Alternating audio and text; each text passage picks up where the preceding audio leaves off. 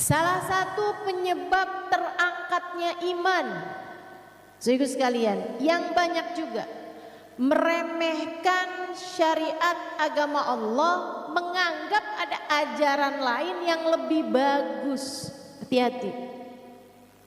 Kamu ngelihat orang yang pakaiannya terbuka-terbuka lagi pada jemuran di tepi pantai, terus kamu mikir, enak ya jadi dia ya, kayak nggak keribetan menjilbab gitu, kayak mau fashion apaan aja oke gitu, enak ya. Kalau saya nggak Islam saya kayak gitu tuh. Kamu menganggapnya sebagai sesuatu hal yang bagus gitu, hati-hati teman-teman. Itu tuh kayak orang yang nggak mensyukuri nikmatnya Islam, dan itu hal yang banyak membuat Allah Subhanahu wa taala kemudian mencabut iman dalam diri seseorang. Berhati-hatilah. Ingat cerita yang pernah disampaikan guru saya, Babah Nur, dan juga saya berulang-ulang menceritakan ini, cuman mak-mak paham saya yang mana dia nih ceritanya gitu. Enak ngajarin mama tuh, saya ngajar dari 20 tahun yang lalu. Tiap kali ngaji kalau saya mau cerita apaan aja bisa, karena dulu nggak tahu, sesudahnya kemudian lupa. Jadi kapan aja cerita boleh. Dulu nggak tahu, sekarang lupa ya. Jadi ada dulu orang India, nah ini orang India nih, tinggal di lingkungan orang-orang Hindu, seorang perempuan. Tapi dia akhirnya entah kenapa ceritanya dia masuk Islam, ya. Dia masuk Islam tapi menyembunyikan keislamannya rapat-rapat. Dia diem, nggak ngasih tahu Islamnya karena lingkungan semua orangnya Hindu semua gitu. Dia kayak ngerasa nggak cukup. Ya, akan ada hal yang sangat buruk terjadi padanya kalau dia menyatakan keislamannya. Subhanallah, dia beberapa tahun sesudah di Islam ini dia kena penyakit, kena cancer, udah langsung stadiumnya tinggi gitu. Akhirnya dia terbaring tak berdaya, dokter udah mulai pasrah semuanya, umur dia udah hampir habis gitu. Di saat seperti itu dia memanggil ada salah satu laki-laki Arab Muslim. Dia asalnya dia tinggal di Arab, hijrah kemudian menetap di sana, pedagang di kampung tersebut. Ada satu hari dia bilang sama keluarganya, boleh nggak panggilin saya Fulan bin Fulan? Oh, yang orang Arab itu? Iya. Orang mikirnya yang kayak jatuh cinta nih, permintaan orang mau mati, iya kan? Jadi diikutin aja, panggilinlah tuh si ustadz, si laki-laki Arab ini tadi, kan ustadz dia pedagang. Sampailah di tempatnya dia gitu. Begitu di kamar dia di rumah sakit, dia bilang boleh nggak semuanya keluar, saya mau ada rahasia yang mau saya sampaikan, saya malu kata gitu. Orang mikirnya beneran, wah dia mau menyatakan cintanya nih kan, permintaan orang mau mati gitu ya. Nah, jadi semuanya keluar, tinggal berduaan nih sama laki-laki Arab itu. Terus dia bilang, dia ngasih, dia udah siapkan jumlah uang, dikasihkan ke si orang Arab itu. Terus dia bilang, saya minta kepada kamu, saya ini muslimah, saya udah masuk Islam. Dia bilang, tapi saya sembunyikan Islam saya dari keluarga saya. Saya minta tolong sama kamu, kalau saya meninggal dunia, tolong mandikan saya, kafani saya, sholati saya, kuburkan saya. Tapi kan nggak memungkinkan pas langsung mati langsung dikerjain. Jadi dia bilang gini, saya akan minta keluarga saya untuk langsung nguburin saya. Nanti malam-malam kamu ambil jenazah saya, perlakukan seperti mana selayaknya jenazah umat Islam. Kasihin duitnya, tolong belikan semua peralatan-peralatan untuk meninggal. Dia bilang oke, siap. Udah tuh, meninggallah dia. Beneran tuh, langsung dia bilang sama keluarganya, tolong langsung kuburin aja saya nggak mau nyusahin. Karena kan dibakar apa segala macam tuh kan biayanya mahal. Itu tuh ada tarifnya tuh, mau bakar apa open.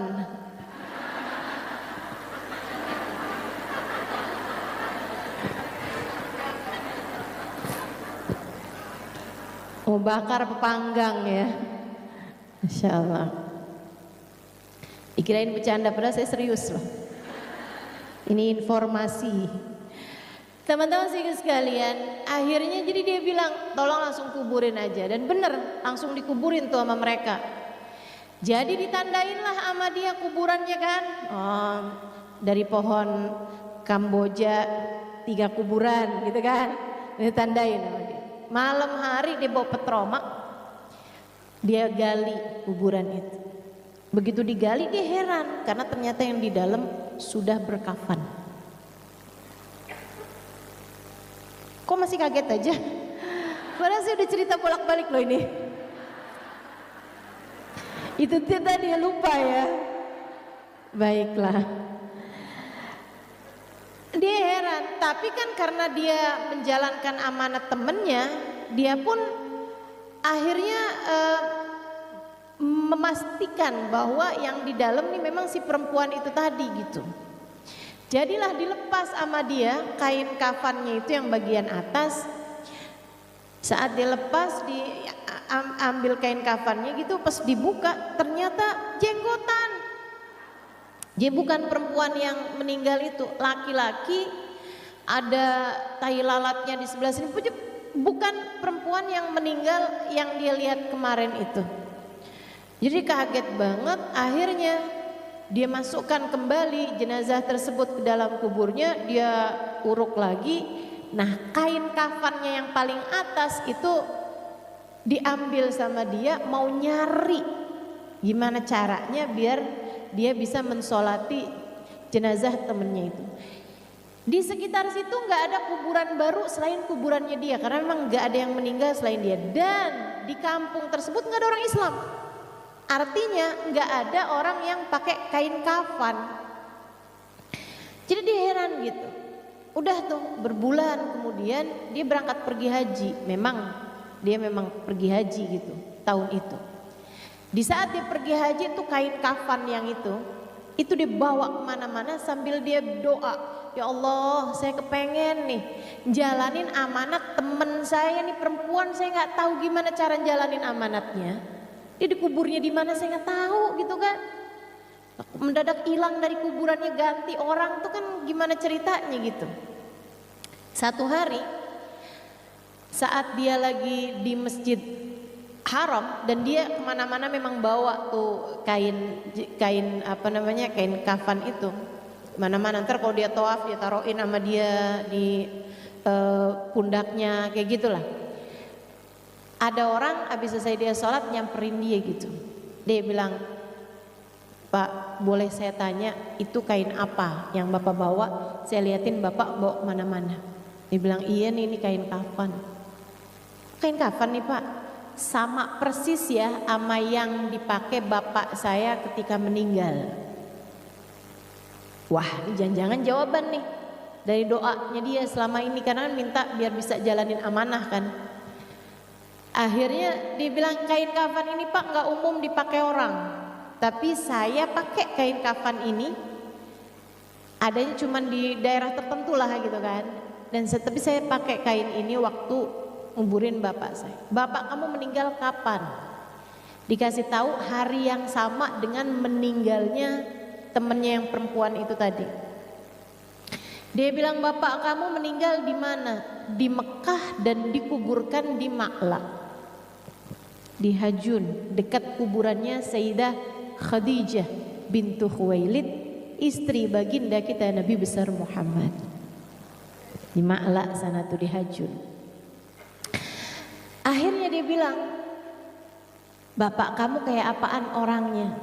Begini, kok mirip ama yang dia lihat. Ada tai lalatnya ya di sebelah sini, kok bapak tahu? Jangan-jangan ya, kenapa gitu Pak? Diceritakanlah ceritanya amanat perempuan yang di India sana itu. Dia bilang, wah kalau gitu saya penasaran juga Pak. Yuk Pak, kita gali kubur bapak saya. Berdua sama beberapa orang, mereka pun kemudian pergi ke sana, ke kuburannya si bapak itu. Bener dong, begitu digali kuburannya, yang di dalam kuburannya laki-laki tersebut adalah seorang perempuan yang meninggal di India. Allah pindahin jenazahnya. Allah pindahin tuh jenazah. Jenazahnya perempuan meninggal di India sama Allah dipindahin ke Hajun, gak main-main. Karena dia beriman. Allah gak mau nih wanita beriman muslimah ini dikuburkan di pekuburan yang bukan pekuburan orang Islam. Karena Allah melihat hati.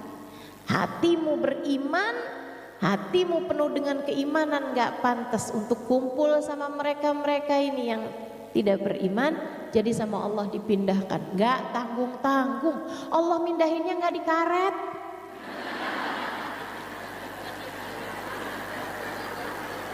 Allah mindahin gak di jeruk purut teman-teman.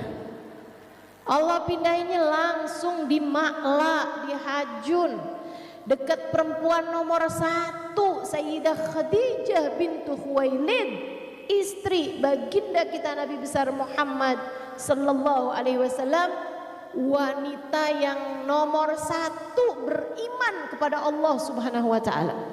Perempuan pertama beriman siapa? Sayyidah Khadijah bintu Khuwailid. Masya Allah, Masya Allah. Jadi begitu digali nih, ternyata kuburan perempuan tersebut girang dong. Yang laki-laki ini tadi, alhamdulillah saya bisa jalanin amanahnya. Kalau nggak bingung nih, rupe nih, duitnya kan rupe namanya ya. Mau dipakai apa? Udah dikasih duit gitu. Jadi akhirnya diberi kain kafan di Mekah, kemudian dia dimandikan di Masjidil Haram, kemudian dia disolati di Masjidil Haram, kemudian dia dikafankan dengan kain kafan, yang dimandiinnya pakai air zam-zam. Kalau di sana kan mandiinnya pakai air zam-zam. Habis itu kemudian dikuburkan di Ma'la, di pekuburannya Sayyidah Khadijah.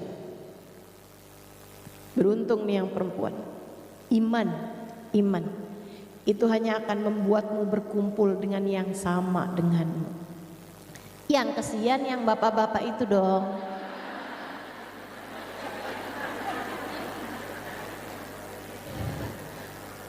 Meninggal di Mekah,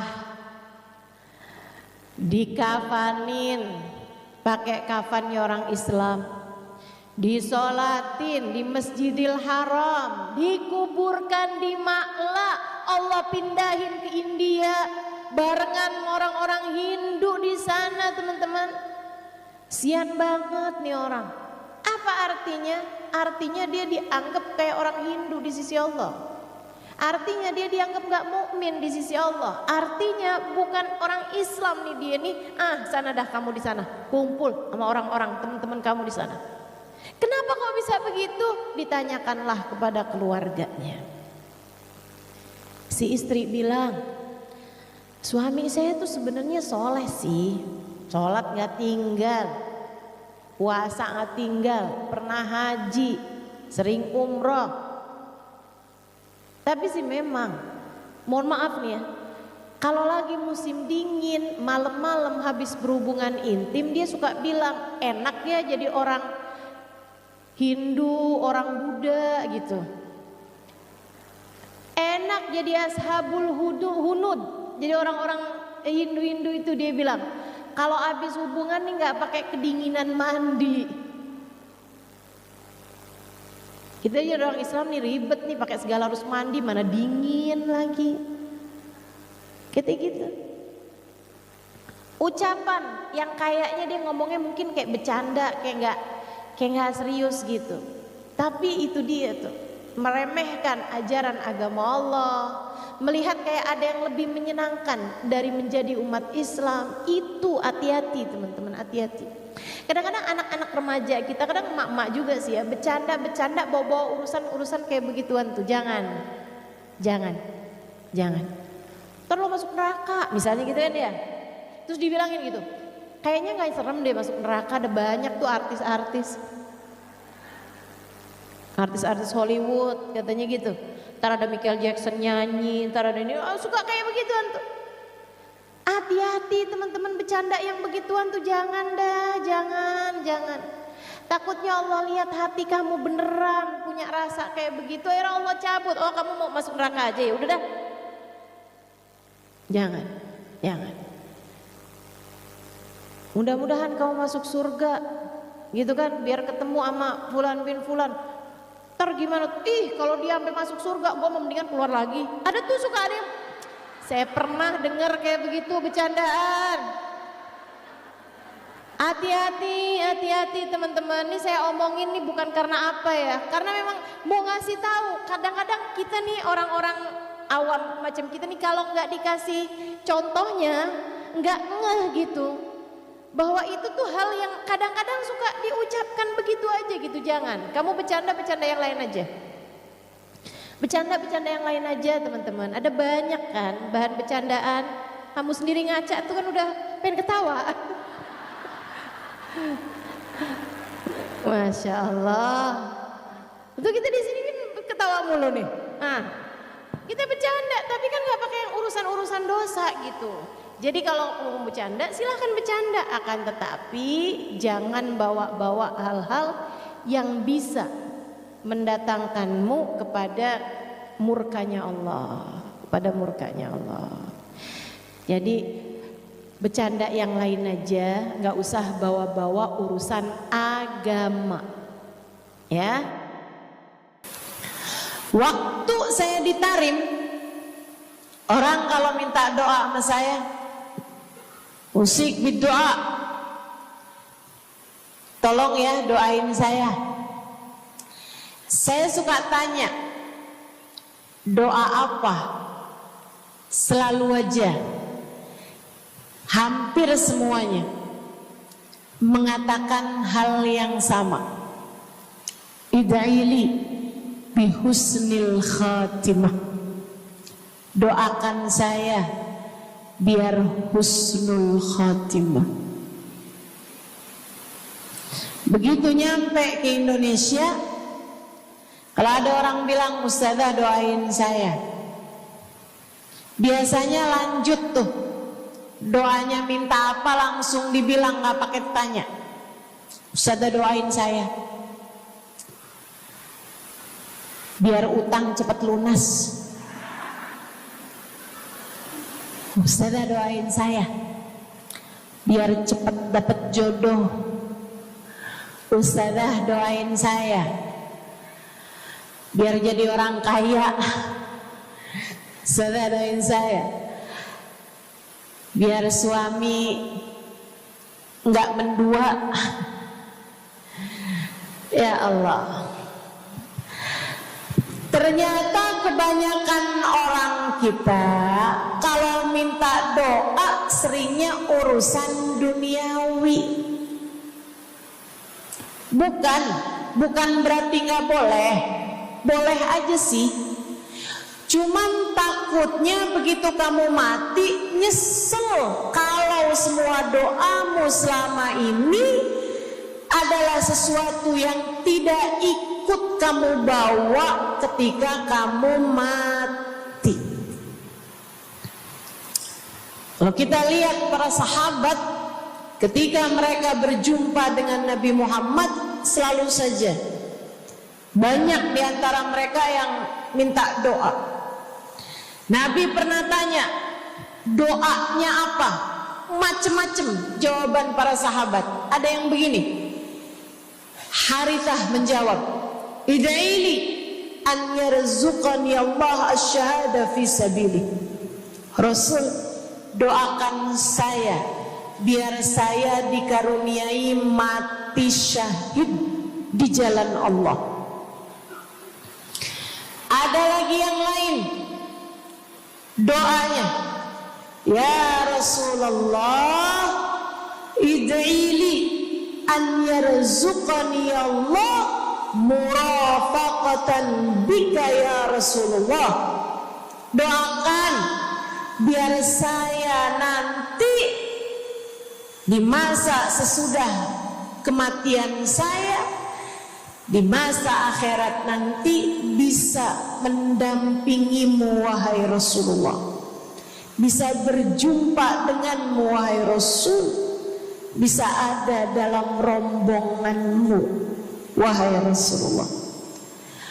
Doa-doa yang sangat ukhrawi, doa-doa yang sangat akhirat, karena mereka sudah faham tujuan hidup sesungguhnya adalah mencari ridha Allah Subhanahu wa ta'ala. Tujuan hidup sesungguhnya adalah bergerak menuju surga Allah Subhanahu wa ta'ala. Tujuan hidup sesungguhnya adalah berpulang kepada Allah dalam keadaan Allah ridha kepada kita. Sahabat, minta didoakan, ama yang kedua minta nasihat. Kita juga nyontoh, kalau ketemu orang soleh, kalau ketemu ulama, kalau ketemu habaib, ketemu kiai, ketemu bunyai, ketemu khubabah, ketemu ustadzah, ketemu ustadz, minta nasihat. Selain daripada minta doa, mintalah nasihat. Hal ini dicontohkan oleh para sahabat kepada Nabi Muhammad. Datang seorang pemuda berjumpa Nabi Muhammad sallallahu alaihi wasallam. Kemudian bertanya, "Ya Rasulullah, ausini, wahai Rasulullah, berikanlah nasihat kepadaku ini." Nabi Muhammad tersenyum, senang, bangga, karena mengerti bahwa umatnya faham apa yang harus diminta dari nabinya. Nabi berkata kepadanya, "Qul amantu billah thumma istaqim." Kata Nabi Muhammad, ucapkanlah, aku beriman kepada Allah, kemudian istiqomahlah kamu di jalan Allah.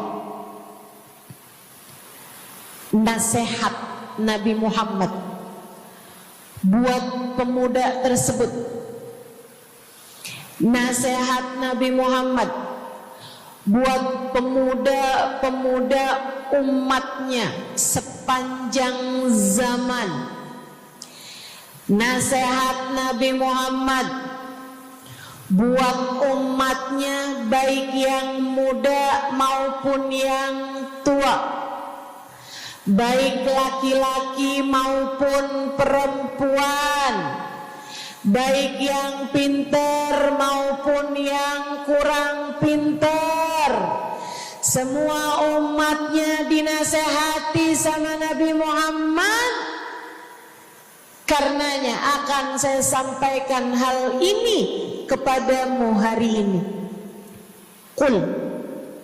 Quli, ucapkanlah, amantu billah, aku beriman kepada Allah, tsumastaqimi, kemudian istiqomahlah kamu wahai saudariku di jalan Allah.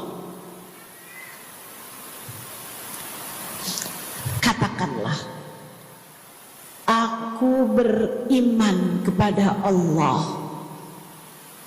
kemudian istiqomahlah. Istiqomahlah. Nasihat yang sangat indah dari baginda kita Nabi besar Muhammad yang Allah karuniakan kepadanya jawami'al kalim, dapat selalu berbicara dengan kata-kata yang ringkas tapi padat.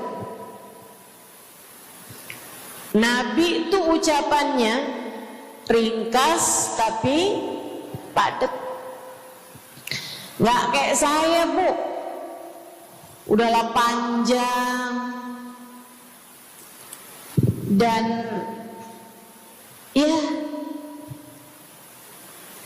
mudah-mudahan Allah jadikan ucapan-ucapan kita jadi kalimat-kalimat yang akan membawa kita menuju surga. Jadi ucapan-ucapan yang akan bawa kita menuju ridha Allah SWT. Ibu-ibu, kita sama-sama belajar biar kalau ngomong itu enggak panjang-panjang, akan tetapi bermutu, berkualitas. Terutama Bu, ibu kalau ngomong sama anak-anak ibu, kadang-kadang panjang bener. Padahal itu aja, anak sampai apal. Iya mah, katanya gitu. Betul gitu? Nabi kalau ngomong pendek aja tapi penuh makna. Nabi kalau bicara seringkali nggak panjang-panjang tapi sangat berarti. Satu hadis beliau saja bisa disyarahkan, diberi keterangan, hingga bahkan berkitab-kitab banyaknya. Ibu-ibu sekalian, salah satu dari ucapan ringkasnya Nabi Muhammad, amantu billah, kata Nabi, qul amantu billah tsumma istaqim, ucapkanlah aku beriman kepada Allah, kemudian istiqomahlah di jalan Allah. Apa itu istiqomah? Lurus, jangan belok-belok. Lurus, jalan terus. Jalannya adalah jalan yang lurus. Itu yang selalu kita minta dalam tiap rakaat sholat kita. Kita berdoa kepada Allah, ihdinas siratal, ya Allah, tempuhkanlah untuk hidup kami ini jalanmu yang lurus. Sama kayak kamu lagi bilang, ya Allah, karuniakanlah dalam kehidupan kami keistiqomahan di jalanmu ya Allah. Kamu selalu minta istiqomah 17 kali sekurangnya tiap hari. Betapa sangat pentingnya istiqomah ini, saudaraku sekalian. Berada dalam jalan yang lurus.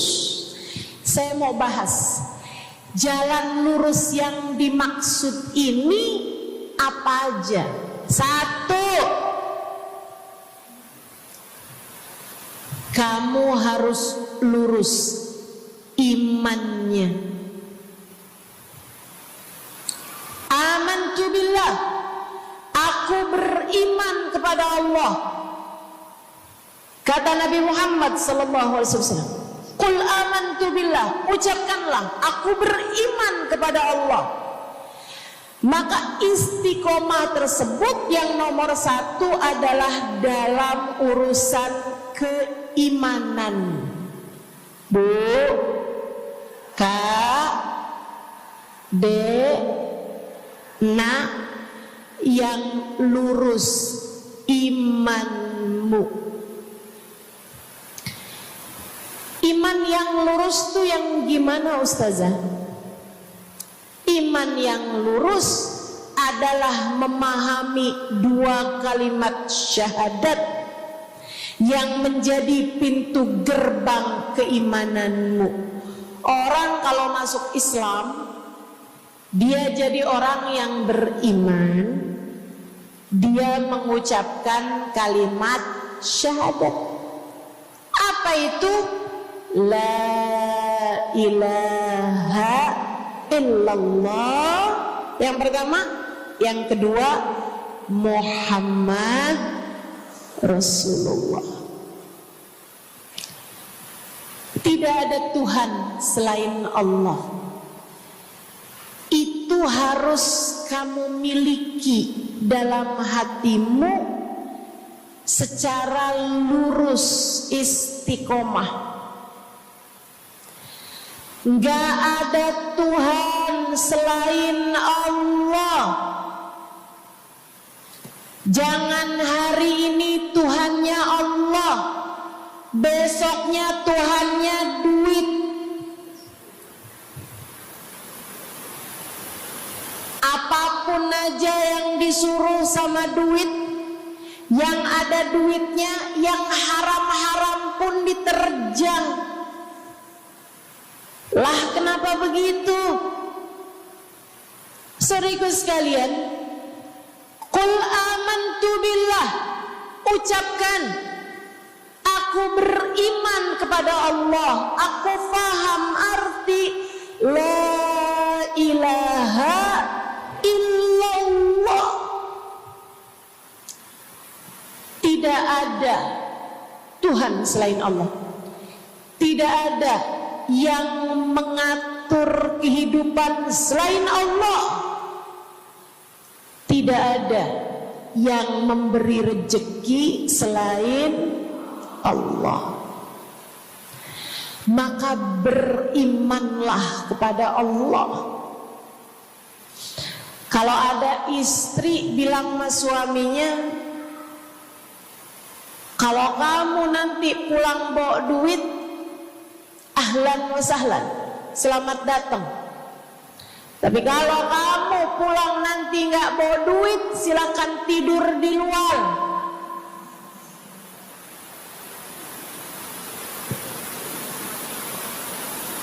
Kamu sepertinya kurang beriman. Kamu lupa bahwa pemberi rezeki bukan suamimu, melainkan yang ngasih rezeki itu cuma satu, Bu. Namanya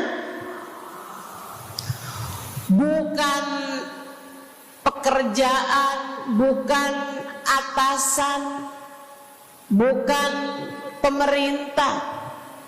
Yang ngasih rezeki cuma Allah Subhanahu wa ta'ala. Maka berimanlah atas hal itu. Jangan nyalahin si ini, nyalahin si itu. Imanmu benerin. Imanmu benerin. Banyak orang saya liatin itu suka pada repot urusan rezeki. Banyak banget. Di dunia ini nih banyak yang suka repot urusan rezeki. Ngejar dunia abis-abisan. Ngejar duit segala macam cara, sampai omongannya nggak jadi omongan orang beriman. Waktu dibilangin jangan nyari rezeki yang haram, cari rezeki yang halal. Jangan berani ngambil yang bukan hakmu. Dia bilang begini nih, ya Ustazah nggak tahu zaman sekarang. Jangankan nyari yang halal, nyari yang haram juga susah saja.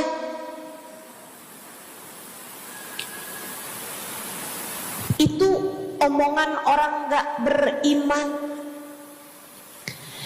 Kamu mesti ngerti dulu, Kalau yang kamu minta adalah urusan rezeki, dengerin.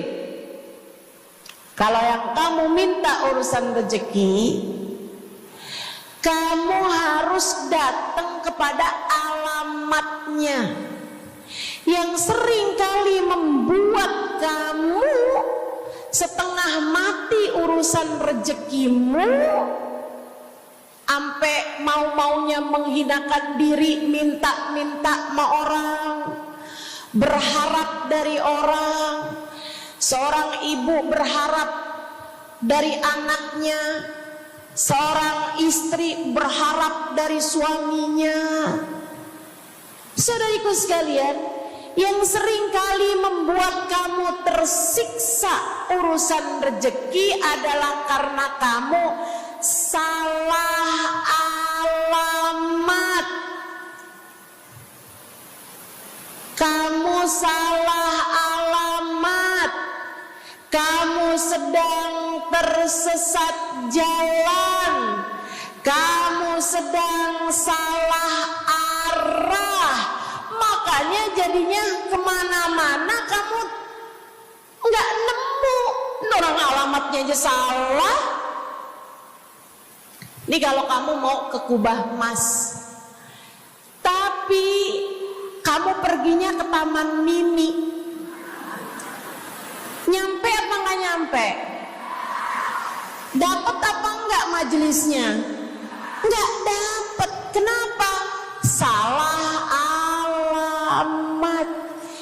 Yang dicari Kubah Mas, kamu perginya ke Keong Mas. Nggak nyampe, nggak dapat. Saya kasih tahu padamu, alamat rezekimu ada pada Allah. Alamat rezekimu ada pada Allah. Alamat rezekimu ada pada Allah.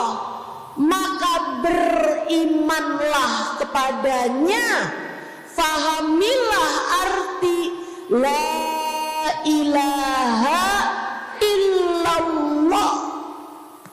Tidak ada Tuhan kecuali Allah. Gak ada yang ngasih rezeki selain. Kamu lagi sakit, kamu mau nyari obat, saya kasih tahu alamat obatmu. Alamat yang bisa menyembuhkanmu hanya satu, namanya urusan rezeki. Allah sudah bilang, huwar razzaq dzul quwwatil matin. Allah lah satu sang pemberi rezeki. Allah lah satu sang pemilik kekuatan sejati. Jadi kamu kalau mau nyari rezeki, datanglah ke alamatnya, datanglah kepada Allah. Kamu lagi mau nyari kesehatan, jangan salah alamat. Datanglah kepada sang pemilik kesehatan. Alamatnya yaitu Allah yang telah mengatakan, فَإِذَا مَرِضْتُ فَهُوَ يَشْفِينِ. Katanya Nabi Allah Ibrahim, apabila saya sakit, maka hanya Allah lah yang maha menyembuhkan. Berarti nggak boleh pergi ke dokter gitu Ustazah? Silahkan pergi ke dokter, pergi ke apotik, datang kepada orang yang doanya mustajab, minta didoakan. Tapi semua hanyalah sebab, semua hanyalah wasilah. Sang penyembuh sejati adalah Allah. Saudariku sekalian yang saya muliakan, kalau kamu merasa saya lemah ustazah, gak punya kekuatan, kalau kamu merasa saya bodoh ustazah, saya tidak mengerti di mana alamat ilmu, di mana alamat pengetahuan. Bu, kak, nak, anak-anak nih yang masih lagi belajar di pondok pesantren, yang masih lagi belajar di mana-mana, saya kasih tahu padamu, alamat ilmu ada pada Zat yang Maha Satu, namanya Allamal insana malam ya'lam. Allah lah yang mengajari manusia apa yang tidak dia ketahui. Pengen dapat ilmu, datanglah kepada Allah. Pengen punya kekuatan, datanglah kepada Allah. Saya udah tua ustazah, saya janda pula ustazah, saya nggak punya kekuatan ustazah. Kekuatanmu hanya ada pada Zat yang Maha Satu, Allah Subhanahu wa Ta'ala. Datanglah selalu padanya. Imanmu jangan biarkan ia naik turun. Imanmu biarkan ia kokoh di dalam hatimu. Jangan percaya kalau ada yang bilang kekuatan ada pada uang. Jangan percaya. Percaya hanya satu aja, kekuatan ada pada Allah. Jangan percaya orang bilang kekuatan ada pada kecantikan. Kalau kamu cantik, kamu kuat, suamimu gak akan kemana-mana. Jangan percaya, Bu. Percaya hanya satu aja, kekuatan ada pada Allah Subhanahu wa Ta'ala. Kamu takut terjadi hal-hal yang buruk bagimu, bagi anak-anakmu. Kamu kepengen ada yang jaga. Ibu gak usah pusing-pusing mau nyari bodyguard, gak usah pusing-pusing mau sewa security, pengamanan. Sebab sang pemberi keamanan hanya satu, namanya Wallahu ya'simuka minan nas. Hanya Allah satu yang dapat menjagamu dari kejahatan manusia. Qul a'udzu birabbin nas. Katakanlah, aku berlindung kepada sang penjaga manusia, sang pemelihara manusia, sang pengasuh manusia, Allah Subhanahu wa Ta'ala. Berimanlah padanya, istiqomahlah. Bu, gak ada yang bisa bikin orang meninggal selain Allah. Gak ada. Tapi dia ditabrak orang ustazah. Kalau gak ditabrak dia gak bakalan mati. Kamu kebalik.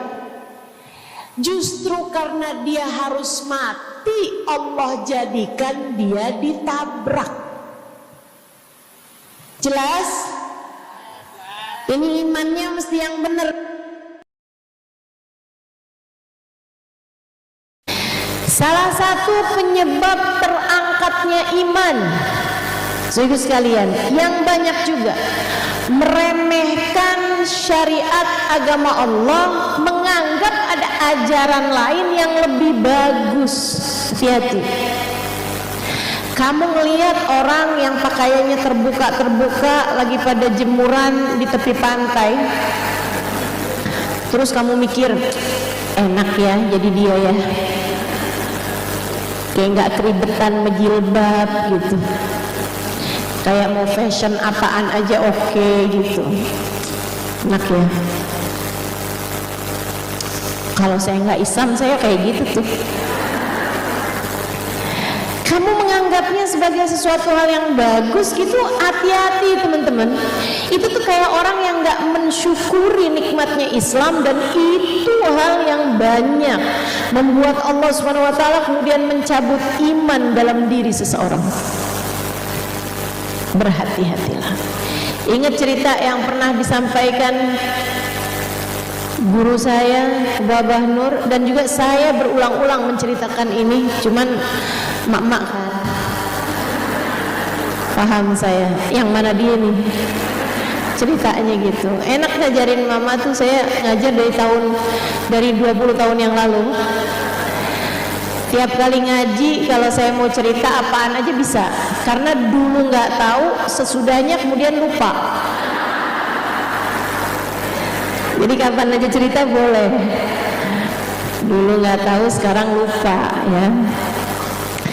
Jadi ada dulu orang India, ini orang India nih, tinggal di lingkungan orang-orang Hindu, seorang perempuan.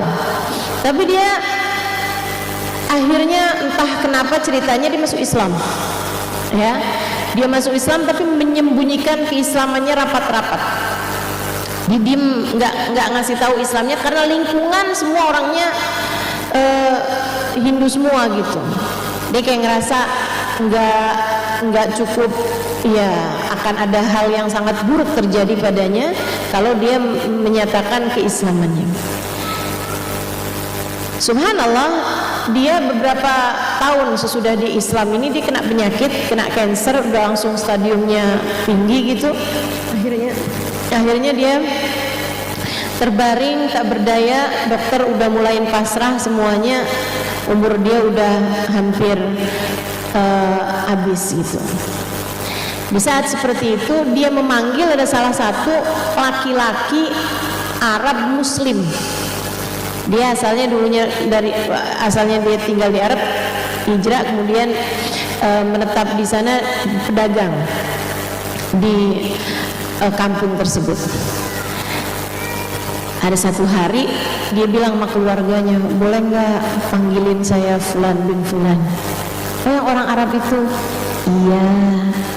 Orang mikirnya yang kayak jatuh cinta nih, permintaan orang mau mati, iya kan? Jadi diikutin aja, panggilinlah tuh si Ustadz, si laki-laki Arab ini tadi, terus dia pedagang. Sampailah di tempatnya dia gitu. Begitu di kamar dia di rumah sakit, dia bilang boleh nggak semuanya keluar, saya mau ada rahasia yang mau saya sampaikan. Saya malu kata gitu. Orang mikirnya beneran, wah dia mau menyatakan cintanya nih kan, permintaan orang mau mati gitu ya. Nah, jadi semuanya keluar, tinggal berduaan nih sama laki-laki Arab itu. Terus dia bilang, dia ngasih, dia udah siapkan jumlah uang, dikasihkan ke si orang Arab itu. Terus dia bilang, saya minta kepada kamu, saya ini muslimah, saya udah masuk Islam. Dia bilang, tapi saya sembunyikan Islam saya dari keluarga saya. Saya minta tolong sama kamu, kalau saya meninggal dunia, tolong mandikan saya, kafani saya, sholati saya, kuburkan saya. Tapi kan nggak memungkinkan pas langsung mati langsung dikerjain. Jadi dia bilang gini, saya akan minta keluarga saya untuk langsung nguburin saya. Nanti malam-malam kamu ambil jenazah saya, perlakukan seperti mana selayaknya jenazah umat Islam. Kasihin duitnya, tolong belikan semua peralatan-peralatan untuk meninggal. Dia bilang, oke, siap. Udah tuh. Meninggallah dia. Beneran tuh, langsung dia bilang sama keluarganya, tolong langsung kuburin aja saya nggak mau nyusahin. Karena kan dibakar apa segala macam itu kan biayanya mahal. Itu tuh ada tarifnya tuh, mau bakar apa open.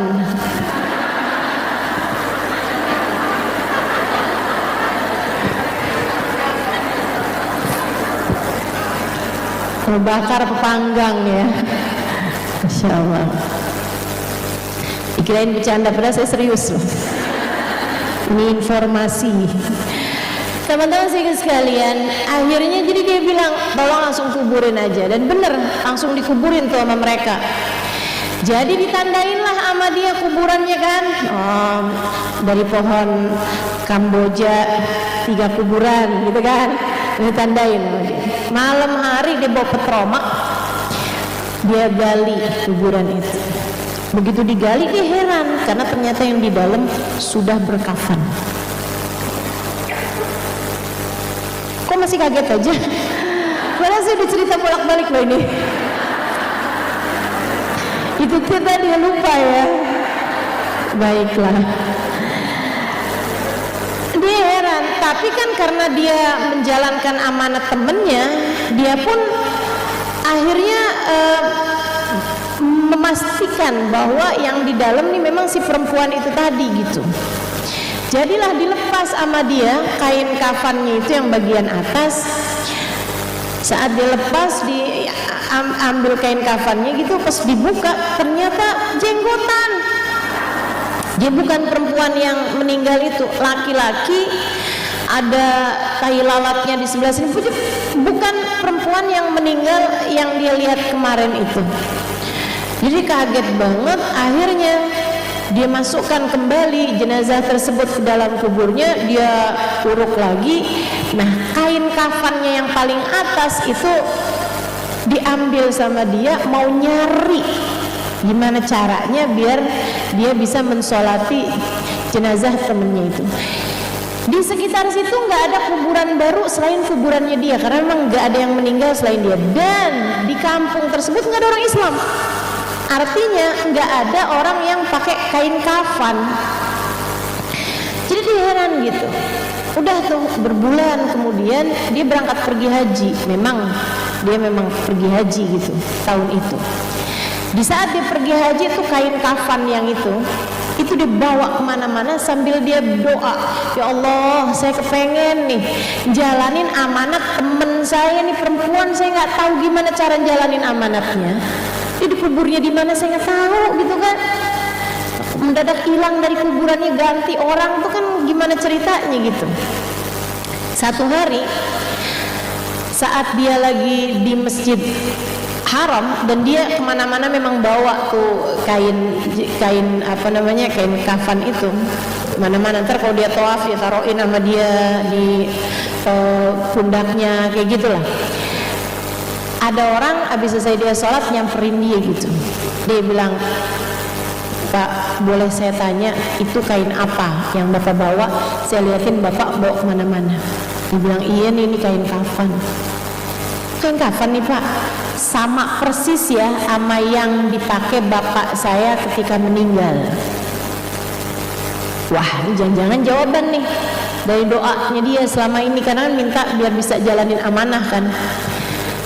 Akhirnya dia bilang, kain kafan ini Pak nggak umum dipakai orang, tapi saya pakai kain kafan ini adanya cuma di daerah tertentu lah gitu kan. Dan tapi saya pakai kain ini waktu kuburin bapak saya. Bapak kamu meninggal kapan?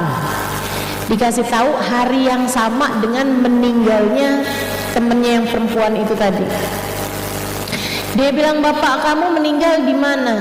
Di Mekah dan dikuburkan di Maklah, di Hajun, dekat kuburannya Sayyidah Khadijah bintu Khuwailid, istri baginda kita Nabi besar Muhammad. Maklah sana tuh di Hajun. Akhirnya dia bilang, bapak kamu kayak apaan orangnya?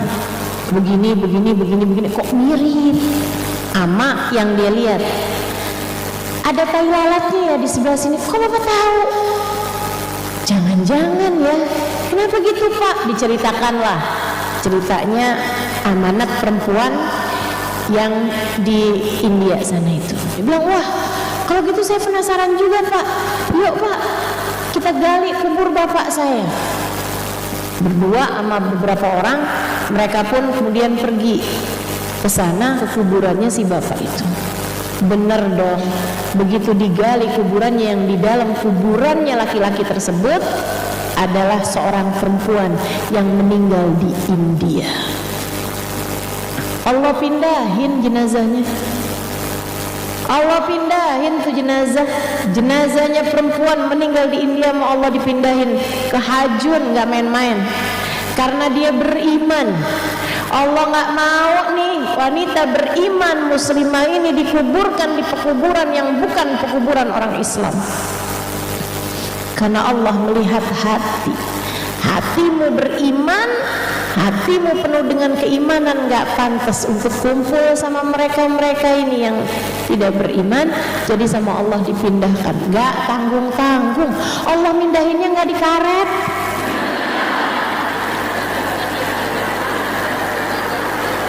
Allah mindahin gak di jeruk purut teman-teman. Allah pindahinnya langsung di Ma'la, di Hajun, dekat perempuan nomor 1, Sayyidah Khadijah bintu Khuwailid, istri baginda kita Nabi besar Muhammad sallallahu alaihi wasallam, wanita yang nomor 1 beriman kepada Allah Subhanahu wa taala. Perempuan pertama beriman siapa? Sayyidah Khadijah bintu Khuwailid. Masya Allah, Masya Allah. Jadi begitu digali nih, ternyata kuburan perempuan tersebut girang dong. Yang laki-laki ini tadi, alhamdulillah saya bisa jalanin amanahnya. Kalau nggak bingung nih, rupe nih, duitnya kan rupe namanya ya, mau dipakai apa, udah dikasih duit gitu. Jadi akhirnya dia beli kain kafan di Mekah, kemudian dia dimandikan di Masjidil Haram, kemudian dia disolati di Masjidil Haram, kemudian dia dikafankan dengan kain kafan, ya dimandiinnya pakai air zam-zam. Oh di sana kan mandiinnya pakai air zam-zam. Habis itu kemudian dikuburkan di Ma'la, di pekuburannya Sayyidah Khadijah. Beruntung nih yang perempuan. Iman itu hanya akan membuatmu berkumpul dengan yang sama denganmu. Yang kesian yang bapak-bapak itu dong.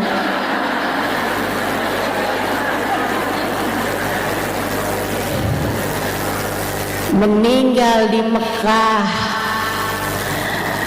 dikafanin pakai kafannya orang Islam, disolatin di Masjidil Haram, dikuburkan di Ma'la. Allah pindahin ke India barengan orang-orang Hindu di sana teman-teman. Sian banget nih orang. Apa artinya? Artinya dia dianggap kayak orang Hindu di sisi Allah.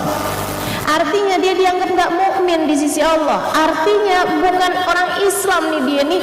Sana dah kamu di sana, kumpul sama orang-orang teman-teman kamu di sana. Kenapa kok bisa begitu? Ditanyakanlah kepada keluarganya.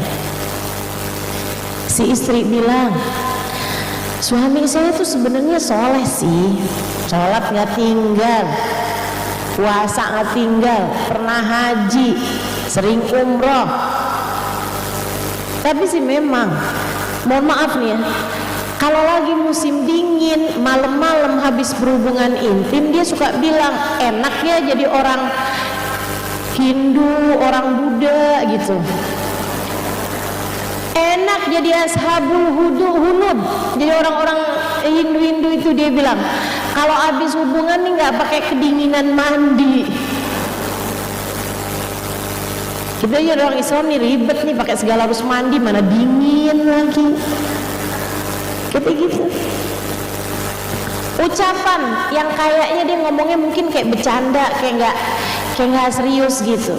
Tapi itu dia tuh, meremehkan ajaran agama Allah, melihat kayak ada yang lebih menyenangkan dari menjadi umat Islam. Itu hati-hati teman-teman, hati-hati. Kadang-kadang anak-anak remaja kita, kadang emak-emak juga sih ya, bercanda-bercanda bawa-bawa urusan-urusan kayak begituan tuh. Jangan. ntar lo masuk neraka, misalnya gitu kan ya. Terus dibilangin gitu, kayaknya nggak serem deh masuk neraka, ada banyak tuh artis Hollywood katanya gitu. Ntar ada Michael Jackson nyanyi, ntar ada ini, suka kayak begituan tuh.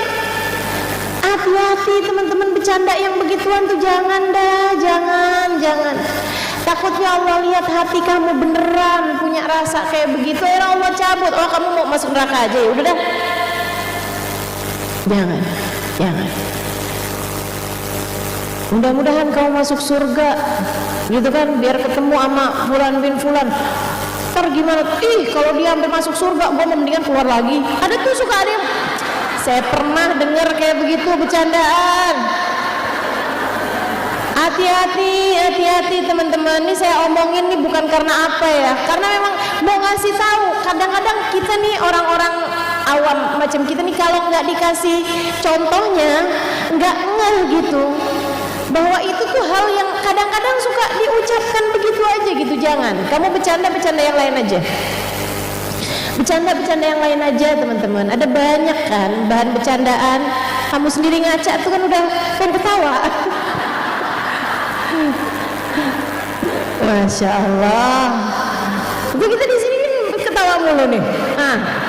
Kita bercanda tapi kan nggak pakai yang urusan dosa gitu. Jadi kalau mau bercanda silahkan bercanda, akan tetapi jangan bawa-bawa hal-hal yang bisa mendatangkanmu kepada murkanya Allah,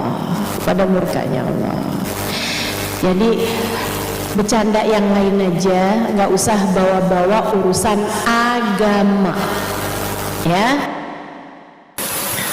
Waktu saya ditarim, orang kalau minta doa sama saya, musik berdoa, tolong ya doain saya. Saya suka tanya, doa apa?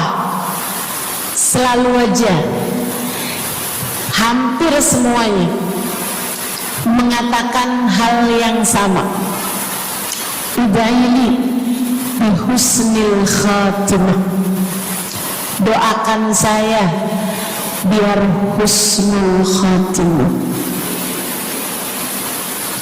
Begitu nyampe ke Indonesia, kalau ada orang bilang Ustazah doain saya, biasanya lanjut tuh doanya, minta apa langsung dibilang, nggak pakai tanya.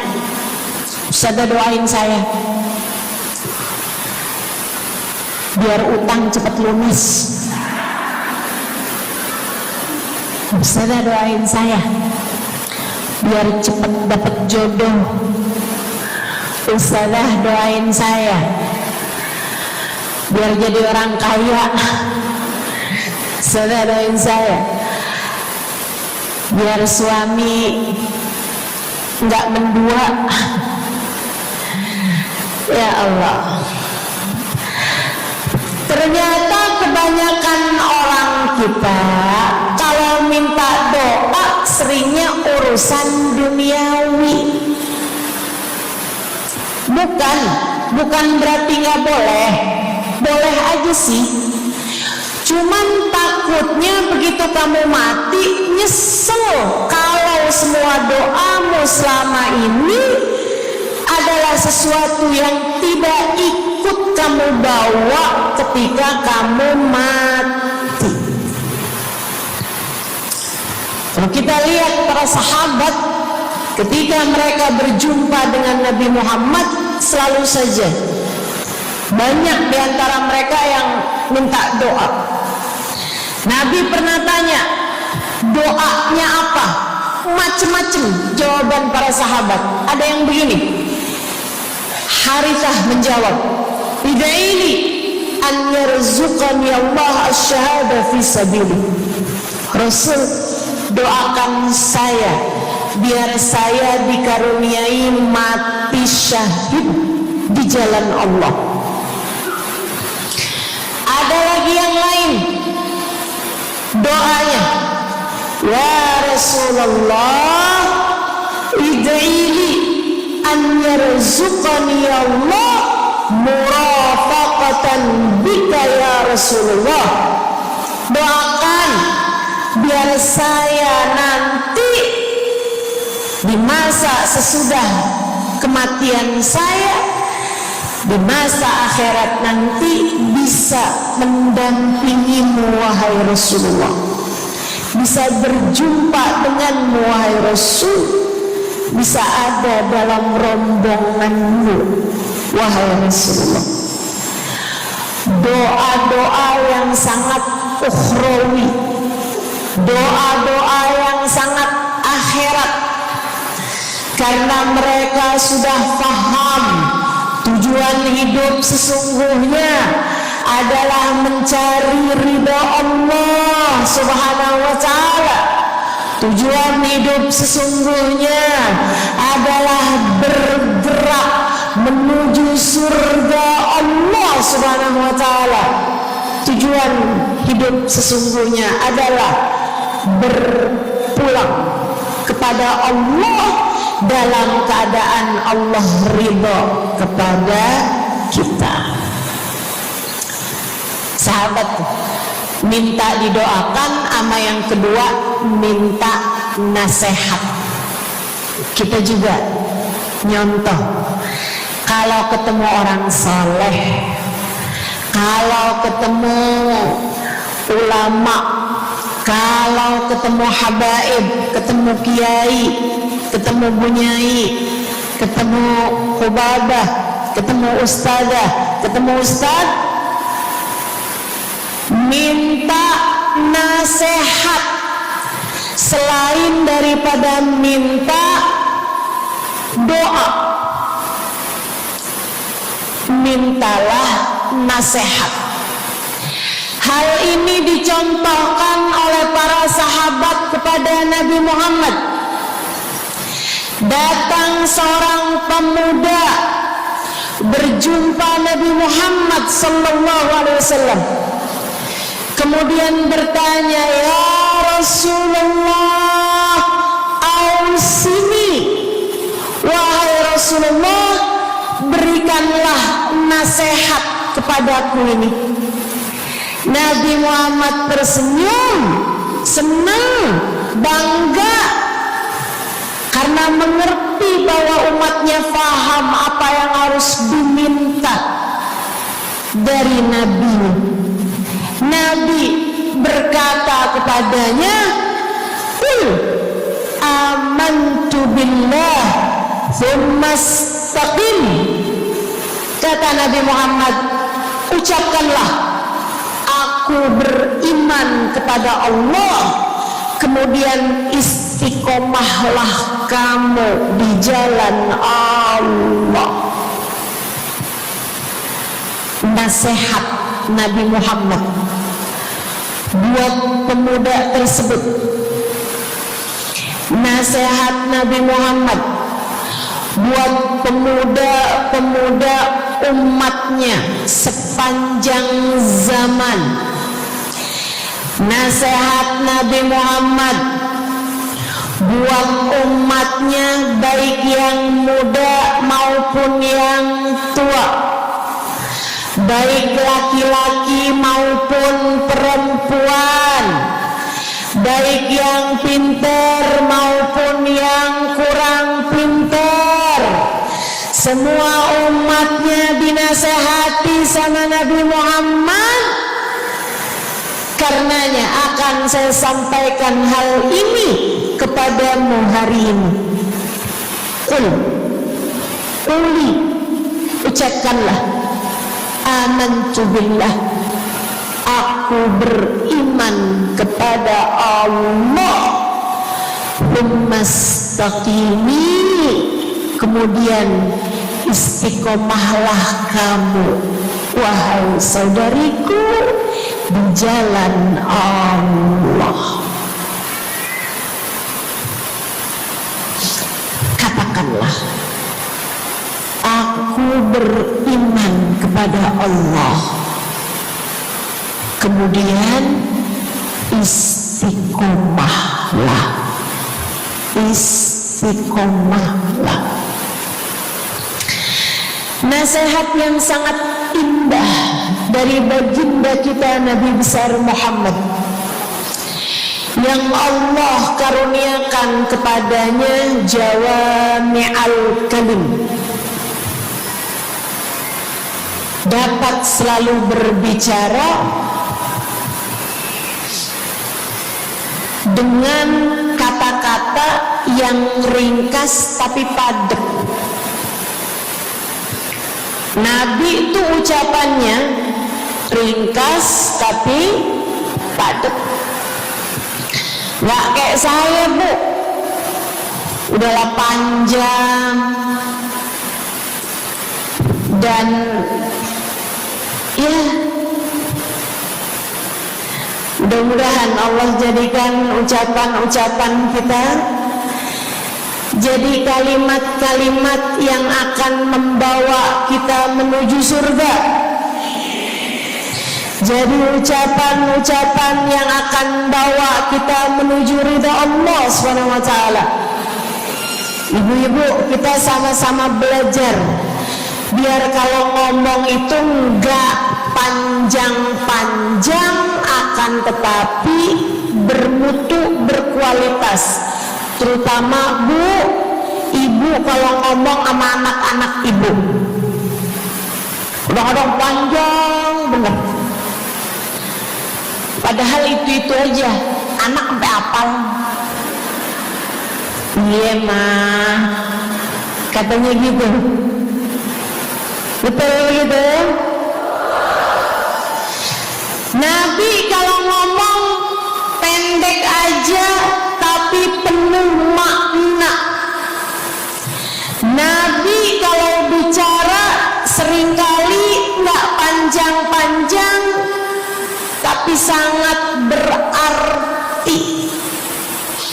Satu hadis beliau saja bisa disyarahkan, diberi keterangan, hingga bahkan berkitab-kitab banyaknya.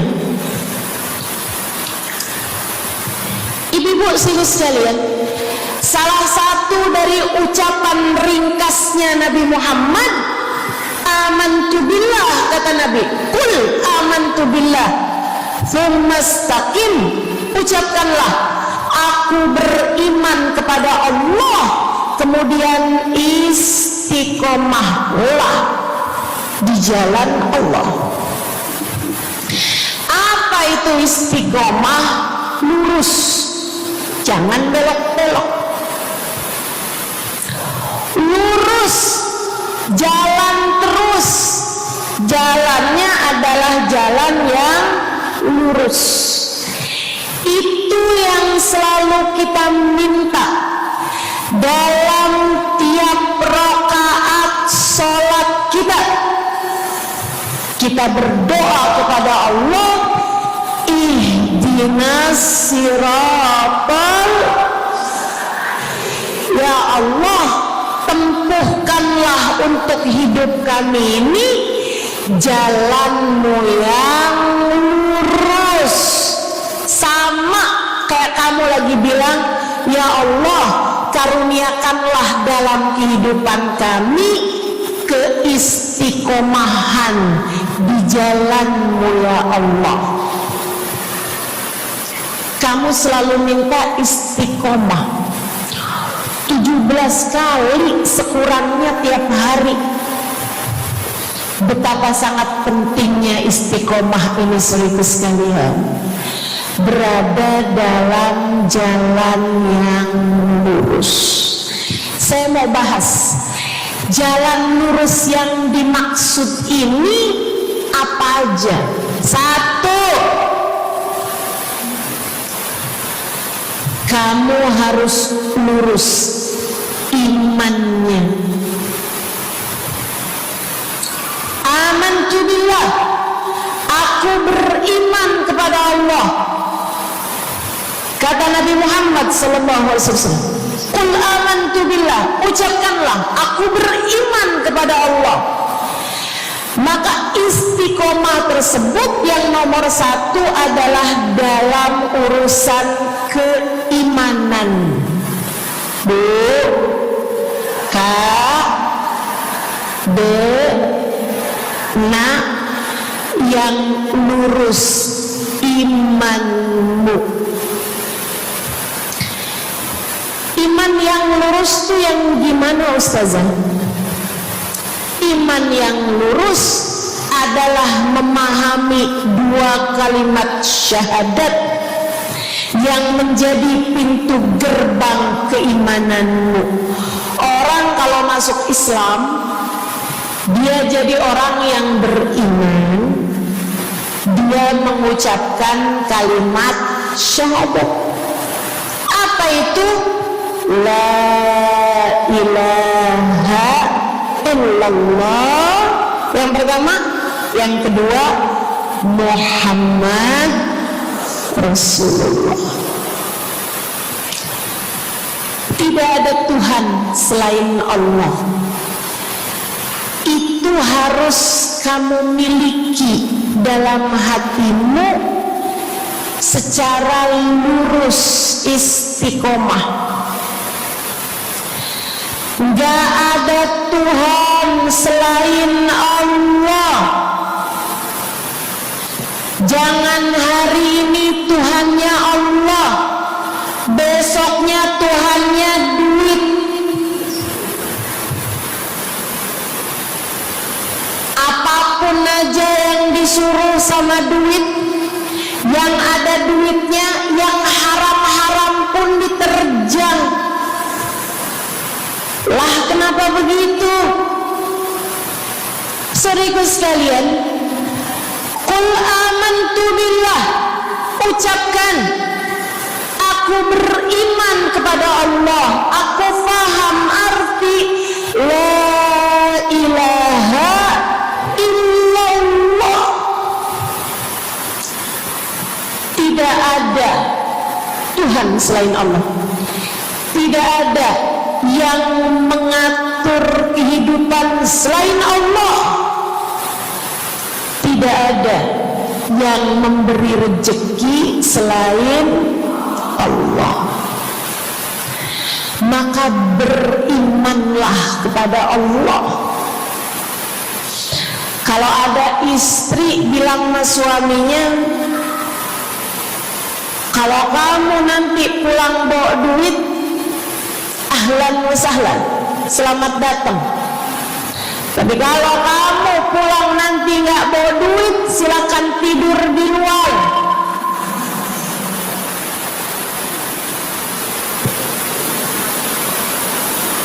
Kamu sepertinya kurang beriman.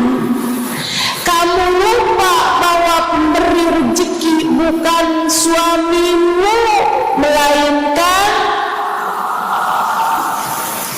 yang ngasih rezeki itu cuma satu, Bu. Namanya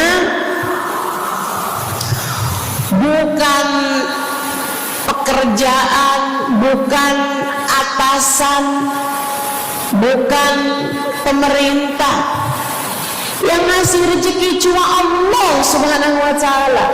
Maka berimanlah atas hal itu.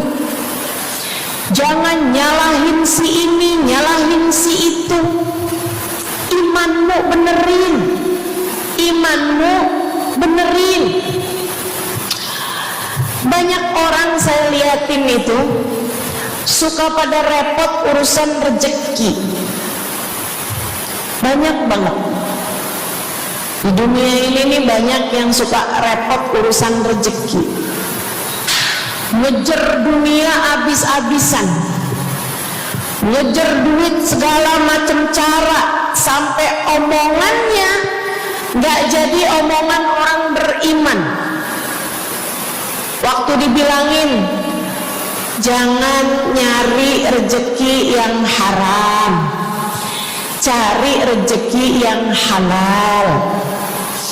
Jangan berani ngambil yang bukan hakmu. Dia bilang begini nih, ya Ustazah nggak tahu zaman sekarang, jangankan nyari yang halal, nyari yang haram juga susah saja.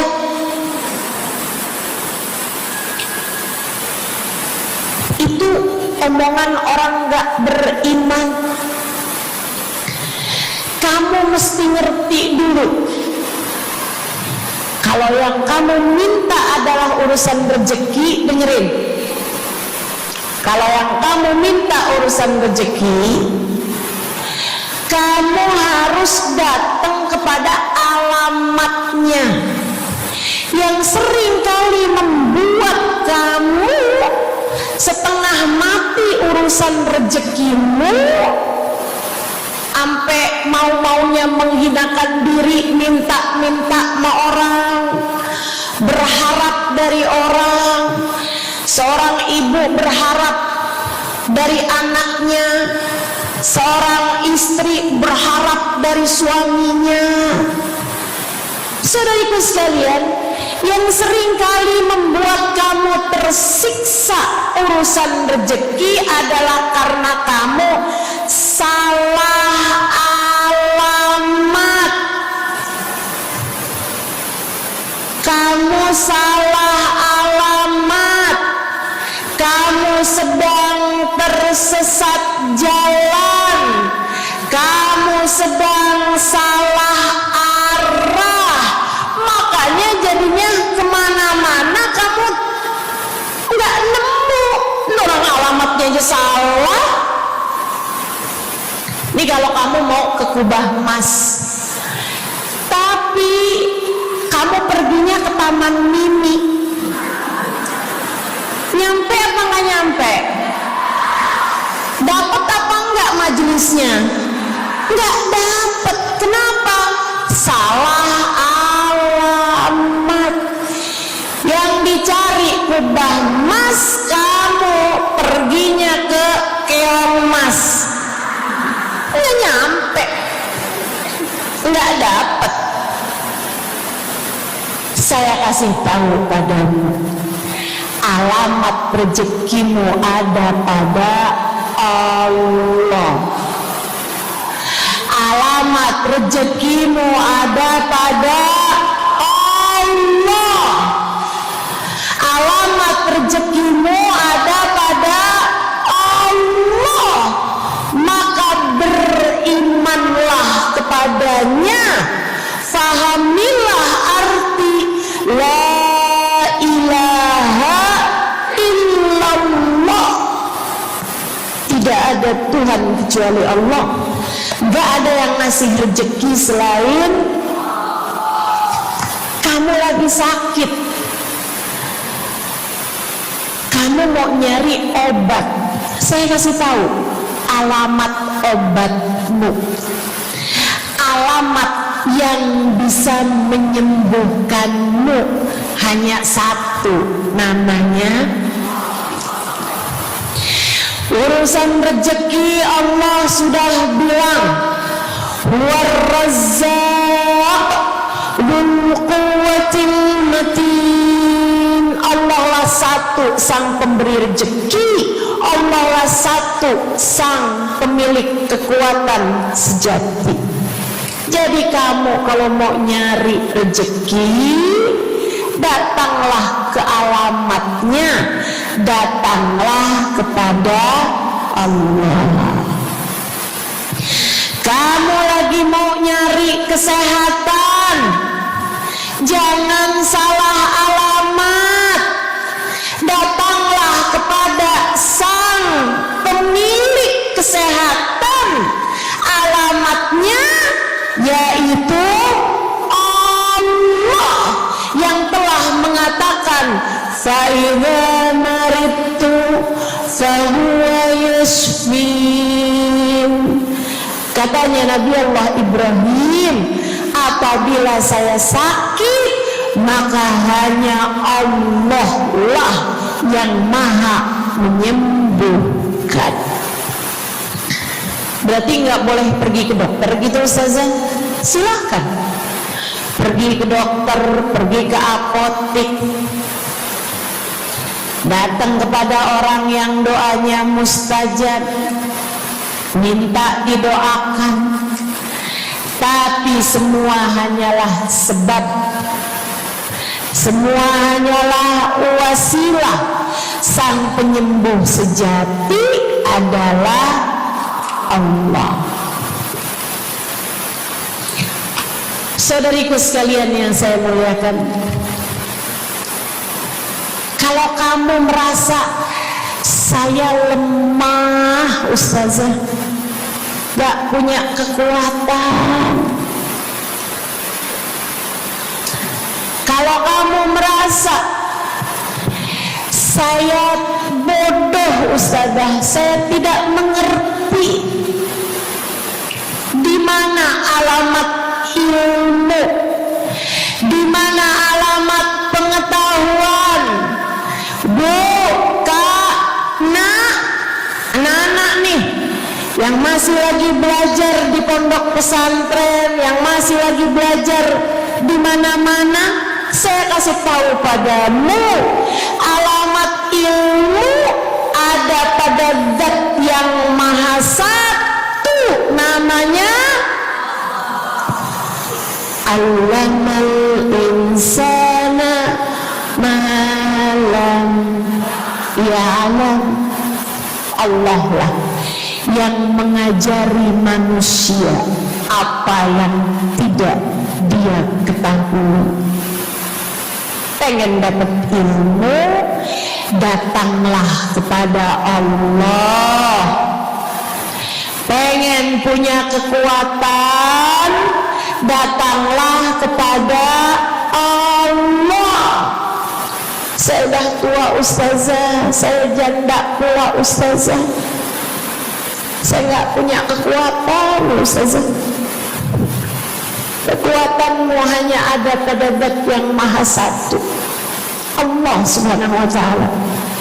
Datanglah selalu padanya. Imanmu jangan biarkan ia naik turun. Imanmu biarkan ia kokoh di dalam hatimu. Jangan percaya kalau ada yang bilang kekuatan ada pada uang. Jangan percaya. Percaya hanya satu aja, kekuatan ada pada Allah. Jangan percaya orang bilang kekuatan ada pada kecantikan. Kalau kamu cantik, kamu kuat, suamimu gak akan kemana-mana. Jangan percaya, Bu. Percaya hanya satu aja, kekuatan ada pada Allah Subhanahu wa Ta'ala. Kamu takut terjadi hal-hal yang buruk bagimu, bagi anak-anakmu. Kamu kepengen ada yang jaga. Ibu, nggak usah pusing-pusing mau nyari bodyguard, nggak usah pusing-pusing mau sewa security, pengamanan, sebab sang pemberi keamanan hanya satu, namanya wallahu ya'simuka minan nas. Hanya Allah satu yang dapat menjagamu dari kejahatan manusia. Qul a'udzu birabbin nas. Katakanlah, aku berlindung kepada sang penjaga manusia, sang pemelihara manusia, sang pengasuh manusia, Allah Subhanahu wa Ta'ala. Berimanlah padanya, istiqomahlah. Bu, gak ada yang bisa bikin orang meninggal selain Allah. Gak ada. Tapi dia ditabrak orang ustazah. Kalau gak ditabrak dia gak bakalan mati. Kamu kebalik. Justru karena dia harus mati, Allah jadikan dia ditabrak. Jelas? Ini imannya mesti yang benar. Salah satu satu penyebab terangkatnya iman. Saudara sekalian, yang banyak juga meremehkan syariat agama Allah, menganggap ada ajaran lain yang lebih bagus. Hati-hati. Kamu melihat orang yang pakaiannya terbuka lagi pada jemuran di tepi pantai, terus kamu mikir, enak ya jadi dia ya, kayak nggak keribetan menjilbab gitu, kayak mau fashion apaan aja oke gitu, enak ya. Kalau saya nggak Islam saya kayak gitu tuh. Kamu menganggapnya sebagai sesuatu hal yang bagus gitu, hati-hati teman-teman. Itu tuh kayak orang yang nggak mensyukuri nikmatnya Islam, dan itu hal yang banyak membuat Allah SWT kemudian mencabut iman dalam diri seseorang. Berhati-hatilah. Ingat cerita yang pernah disampaikan guru saya, Babah Nur, dan juga saya berulang-ulang menceritakan ini, cuman mak-mak kan paham saya yang mana dia nih ceritanya gitu. Enak ngajarin mama tuh, saya ngajar dari 20 tahun yang lalu. Tiap kali ngaji kalau saya mau cerita apaan aja bisa, karena dulu nggak tahu, sesudahnya kemudian lupa. Jadi kapan aja cerita boleh. Dulu nggak tahu, sekarang lupa ya. Jadi ada dulu orang India, ini orang India nih, tinggal di lingkungan orang-orang Hindu, seorang perempuan. Tapi dia akhirnya entah kenapa ceritanya dia masuk Islam, ya. Dia masuk Islam tapi menyembunyikan keislamannya